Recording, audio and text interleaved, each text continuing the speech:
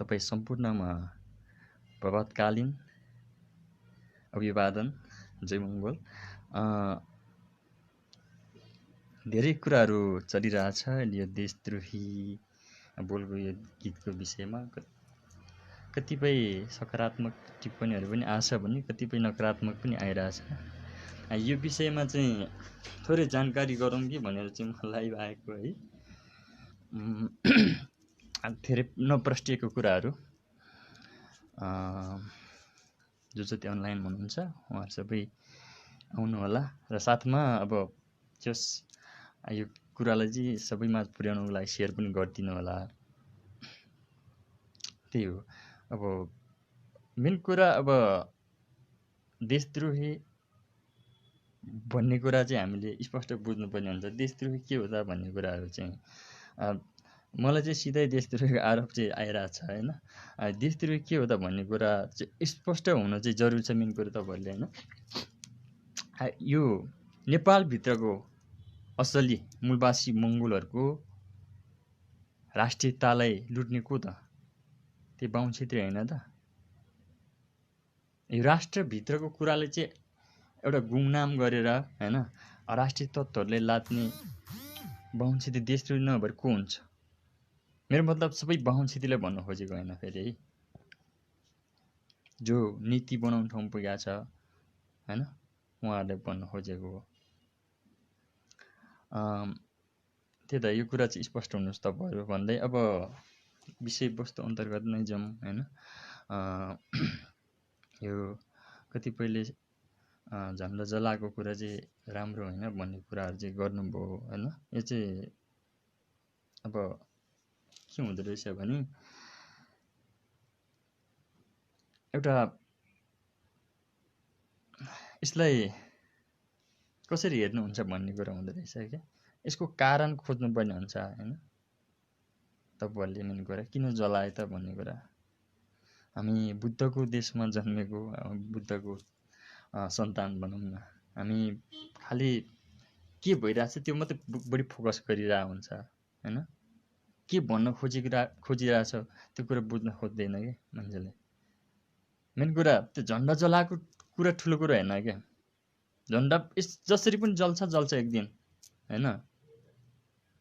एक दिन जसरी पनि त्यो हटाउनै पर्छ।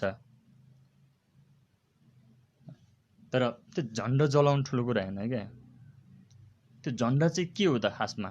यो के त्यो चन्द्र सूर्य अङ्कित राष्ट्रिय झन्डा अहिले राष्ट्रिय झन्डा भन्नेहरूले त्यो झन्डाभित्र राष्ट्रियता देख्छ यो भित्रको? त्यो बुझ्नु जरुरी छ होइन। यसको कारण के त? हामीले मैले विरोध गरिरहेको छ होइन। यसको कारण के त भन्ने खोज्न जरुरी छ क्या।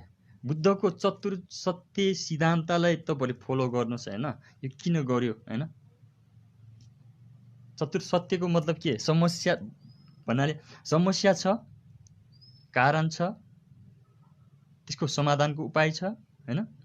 त्यसपछि त्यो समस्यालाई अन्त्य गर्ने मार्ग छ भनेर भनेको छ क्या। यो कुरालाई फलो गर्नुहोस्। पहिला कारण खोज्नुहोस्, त्यसपछि उपाय खोज्नुहोस्, त्यसपछि मार्ग खोज्नुहोस् क्या तपाईँहरूले है। त्यतिकै त्यो नाना थरी कमेन्टहरू गरेर होइन मलाई तर्साउने कोसिस चाहिँ नगर्नुहोस् होइन। म तर्सिने खालको मान्छे पनि होइन फेरि त्यस्तो कुराहरूमा। अब त्यही हो। अब अरू भन्दाखेरि चाहिँ अब ऱ्यापको कुराहरू आउँछ होला होइन। यो मङ्गोल हब के हो भन्ने कुराहरू पनि आउँछ होला। मङ्गोल हब ऱ्याप जनरको विषयमा पनि म थोरै जानकारी गराउँछु। मङ्गोल हब के हो भन्ने पनि हुनसक्छ तपाईँहरूलाई कि मङ्गोल हब भनेको यसको बृहत अर्थ भनौँ के भनौँ होइन। मङ्गोल फर ह्युमेनिटी अर पिस भन्ने हो खास। मङ्गोल फर ह्युमेनिटी अर पिस भनेको चाहिँ एउटा मानवता र शान्तिको लागि चाहिँ अस्तित्व अथवा मङ्गोल भन्ने हो। मङ्गोलले चाहिँ एउटा मानवता र शान्ति स्थापित गर्न चाहन्छ भन्ने कुराहरू पनि हो। अथवा entity for humanity or peace भन्ने पनि हो क्या। यो विधाको बारेमा भन्दैछ है। र अर्को कुरा ऱ्याप भन्छ हामीले होइन। ऱ्याप भनेको के हो त भन्ने कुरा छ। अरूले कसरी परिभाषित गर्छ थाहा भएन, त्यो कुरा उनीहरूको विषय हो होइन। मैले परिभाषा दिनुपर्दा ऱ्याप एउटा यसको बृहत अर्थ पनि भन्छु तपाईँलाई। ऱ्याप RAP ऱ्याप भनेको चाहिँ रियल अ फिलोसफी भनेको मेरो परिभाषामा है, अरूको परिभाषा के हो थाहा मलाई थाहा छैन, उनीहरूको कुरा हो फेरि। अरू ऱ्याप गर्नेको परिभाषा के हुन्छ? रियल अफ फिलोसफी भनेको चाहिँ एउटा वास्तविक दर्शनमा आधारित अथवा दृष्टिकोण प्रस्तुत गर्ने एउटा माध्यमको रूपमा लिनुहोस् तपाईँहरूले है। र साथमा यो मङ्गोल हब चाहिँ अब तपाईँहरूले अब कतै राजनीतिक दल सङ्गठनसँग मुच्ने कुरा पनि गर्नुहुन्छ होला, यो चाहिँ नितान्त गलत हो। यो चाहिँ मैले अब यो भनौँ न, हुन त डाक्टर गोपाल गुरुङज्यूले पनि लेख्नु भएको छ होइन। यो बुद्ध दर्शन भनेको पनि भनौँ न नेपालमा हिन्दू आर्य बाहुन क्षेत्री भित्रिनु अघिको होइन एउटा यो आकाशभन्दा उच्च, यो विशाल पृथ्वीभन्दा एउटा भन्छ विशाल एउटा मङ्गोल दर्शन हो भन्नुभएको छ क्या। बुद्ध मङ्गोल हो भनेर भन्नुभएको छ। यो बुद्ध दर्शन मङ्गोल दर्शन भनौँ न, अथवा बुद्ध दर्शन भन्यो भने मङ्गोल दर्शन भन्ने एउटै हो खासमा है, किनकि बुद्ध मङ्गोल हुनुहुन्थ्यो। बुद्धको एउटा दृष्टिकोणहरू चाहिँ भनौँ न पहिला नै हाम्रो मङ्गोल समुदायमा चाहिँ थियो भन्ने कुराहरू चाहिँ छ।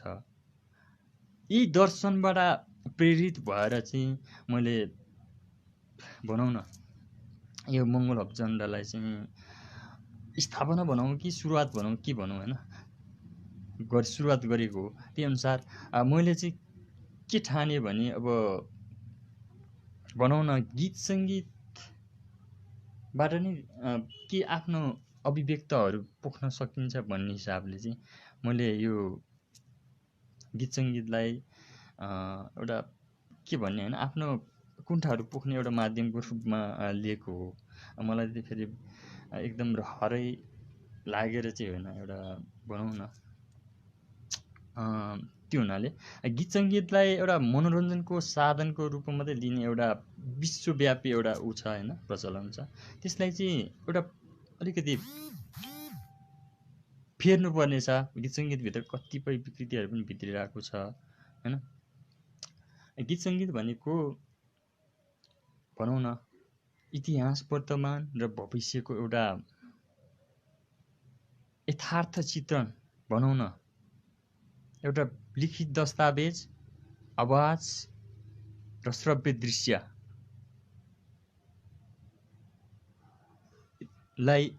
यथार्थ रूपमा चित्रण गरेर होइन एउटा भावी पुस्तालाई हस्तान्तरण गर्ने एउटा माध्यम हो गीत सङ्गीत। त्यही भएर यसलाई चाहिँ एउटा भनौँ न एउटा व्यवस्थित मर्यादित गर्नुपर्ने अवस्थाहरू पनि आइसकेका छन् नेपालभित्र होइन। त्यो भएर अब गीत सङ्गीतको कुरा भइहाल्यो। अरू त त्यही हो। अब त्यो देशद्रोही गीतमा चाहिँ अब झन्डा जलाउनु त्यो ठुलो कुरा होइन क्या। तपाईँले त्यो जलाउनुको पछाडि रहस्य के हो, कारण के हो? त्यो झन्डाले हामीलाई हाम्रो राष्ट्रियतालाई प्रतिनिधित्व गर्छ कि गर्दैन? यो देशको बहुसङ्ख्यक मूलवासी मङ्गोललाई प्रतिनिधित्व गर्छ कि गर्दैन? त्यो पनि बुझ्ने कोसिस गर्नुहोस्। अनि त्यसपछि तपाईँहरूले आफ्नो अभिव्यक्तिहरू प्रस्तुत गर्नुहोस्। मलाई समर्थन गर्नुहुन्छ, विरोध गर्नुहुन्छ, त्यो तपाईँहरूको ऊ हो होइन। किनकि मैले यो हाम्रो राष्ट्रियताको पक्षमा, एउटा राष्ट्रिय स्वाधीनता, स्वाभिमान हुन्छ नि, सार्वभौमको पक्षमा ऊ गरेको भनौँ न, मैले एउटा आफ्नो सिर्जना मार्फत एउटा देशको निम्ति गरेको एउटा दूरदर्शी एउटा कदम भनौँ के भनौँ होइन, यसलाई चालेको हो। यो विषयमा तपाईँहरू चाहिँ अलिकति स्पष्ट भएर आउनुभए चाहिँ अझै धेरै राम्रो हुन्छ। र साथमा अर्को कुरा के पनि जोडिँदो रहेछ भने म मङ्गोल नेसनल अर्गनाइजेसन जिल्ला सभाको सक्रिय सदस्य केही समय अगाडि थियो, सदस्यको रूपमा भूमिका निभाउँदै आएको पनि हो है। पछिल्लो समय म यो सङ्गठनबाट बाहिरिसकेको अवस्था हो है। कुनै पनि सङ्गठन र दल भनेको त्यो विधानभित्र भनौँ न, त्यो विधानभित्र चल्न सक्ने व्यक्तिहरू मात्रै अट्ने एउटा ऊ हुन्छ है। त्यो हिसाबले म त्यही भनौँ न त्यही व्यक्तिगत समस्याहरूको कारणले गर्दाखेरि विधान विपरीत भनौँ के भनौँ होइन हुन गइयो। र साथमा यो गीतलाई चाहिँ मङ्गोल नेसनल अर्गनाइजेसनसँग जोडेर चाहिँ नहेर्नुहोस् है, यो पनि मेरो अनुरोध। किनकि मैले मङ्गोल नेसनल अर्गनाइजेसनको सांस्कृतिक सभासँग अनुमति लिएर गरेको गीत होइन है। त्यो हुनाले यो चाहिँ नितान्त मेरो आफ्नो व्यक्तिगत रूपमा मैले प्रस्तुत गरेको एउटा सृजना हो। यसमा सम्पूर्ण जिम्मेवारी मै हुन्छ। यो मैले यो गीतमा भन्न खोजेको के पनि हो भने अर्को कुरा, नेपालमा लोकतान्त्रिक संविधान जारी भएको छ 2072 असोज 3 गते। त्यो संविधानको विरोध, पुरै विरोध भन्ने होइन, लोकतान्त्रिक संविधानको विरोधी म होइन। फेरि त्यो लोकतान्त्रिक मर्म अनुसार टेकेर बन्नुपर्ने संविधान चाहिँ किन एउटा भनौँ न एउटा वर्णभेदी भनौँ होइन, हामीलाई या यो देशको मूलवासी मङ्गोललाई चाहिँ उपेक्षा गर्ने खालको बन्यो त। नेपालको एउटा भनौँ न एउटा एकदम दुर्भाग्यको कुरा के, हामी यो नेपालको झन्डालाई, अहिले चन्द्रसूर्य अङ्कित राष्ट्रिय झन्डालाई हामीले गौरव गर्ने ठाउँ छ त छैन। किनकि यो नितान्त यो साम्प्रदायिक साम्राज्यवादी नीति अन्तर्गत लादिएको यो झन्डा हो, वर्णभेदी नीति अन्तर्गत लादिएको झन्डा हो। हाम्रो यो न त यहाँको राष्ट्रियताको प्रतिनिधित्व गर्छ, न यो विदेशको कुनै मूलवासी मङ्गोलको एउटा सम्प्रदायको प्रतिनिधित्व गर्छ। त्यो भएर यसको मैले एउटा जुन आएको छ नि यो अस्पष्ट रूपमा यो जुन लोकतान्त्रिक संविधान, त्यसलाई चाहिँ स्पष्ट सबैलाई एउटा समेट्ने गरी यो देशको 100% नागरिकहरूले बनाउनु पर्ने जुन अधिकारको प्रत्याभूति दिनुपर्ने एउटा हुन्छ नि कानुन चाहिँ बन्नुपर्छ भन्ने कुरा चाहिँ हो मेरो है। यो कानुनले, यो लोकतान्त्रिक कानुनले, संविधानले मलाई सजाय दिन्छ अथवा न्याय दिन्छ, त्यो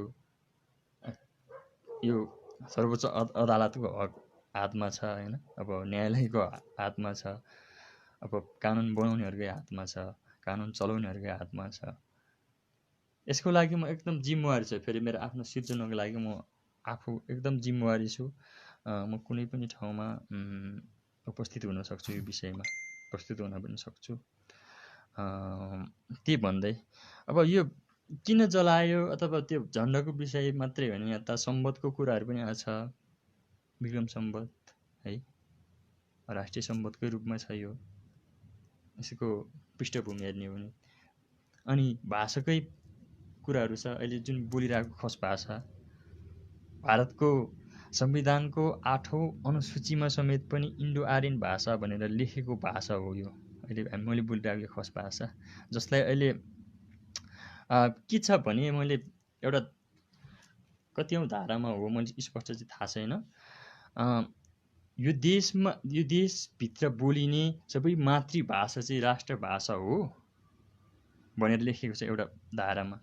त्यसको फेरि अर्को अंशमा चाहिँ यो कामकाजी भाषाको रूपमा चाहिँ एउटा देवनागरी लिपिलाई चाहिँ नेपाली भाषा हो भनेर चाहिँ एउटा लेखिएको छ के। यो विभेद हो कि होइन त?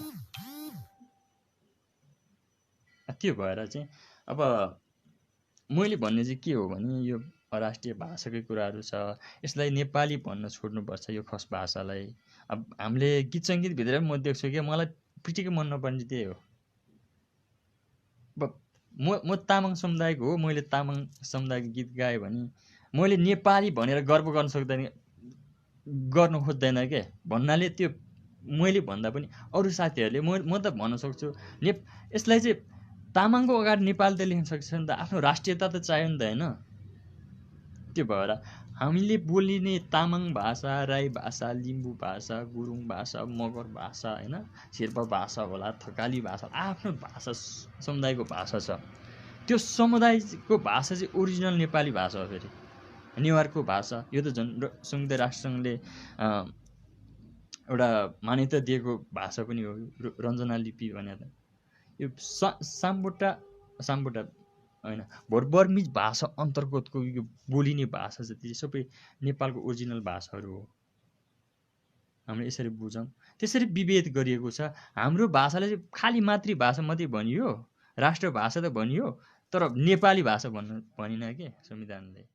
यसको विरोध हो।